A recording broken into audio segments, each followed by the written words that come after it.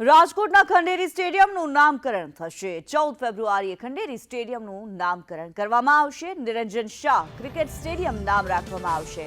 15 ફેબ્રુઆરીથી Bharat England વચ્ચે test match રમાવા જઈ રહી છે, ત્યારે ટેસ્ટ મેચ શરૂ થાય તે પહેલા સ્ટેડિયમનું નામકરણ કરવામાં આવશે। રાજકોટ સૌરાષ્ટ્ર ક્રિકેટ એસોસિએશન આગામી 14 તારીખે નામકરણ કરશે। મયુર સરવૈયા વધુ વિગતો સાથે જોડાયેલા છે। મયુર, હવે રાજકોટનું ખંડેરી સ્ટેડિયમ જેનું નામકરણ થવા જઈ રહ્યું છે, શું માહિતી? બિલકુલ કિન્નરી, રાજકોટનું ખંડેરી સ્ટેડિયમ જે છે તે નવીનીકરણ પામ્યું હતું અને ત્યારબાદ તે રાજકોટના ખંડેરી સ્ટેડિયમ તરીકે હાલમાં તે જાણીતું છે। ત્યારબાદ હવે સૌરાષ્ટ્ર ક્રિકેટ એસોસિએશન છે તેમના દ્વારા નામકરણ કરવાનો નિર્ણય જે છે તે કરવામાં આવ્યો છે।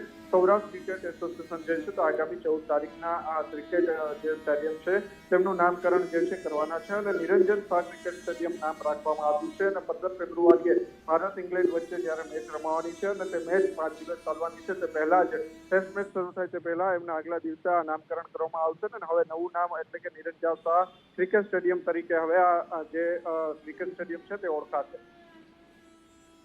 જી ધન્યવાદ મયુર માહિતી માટે।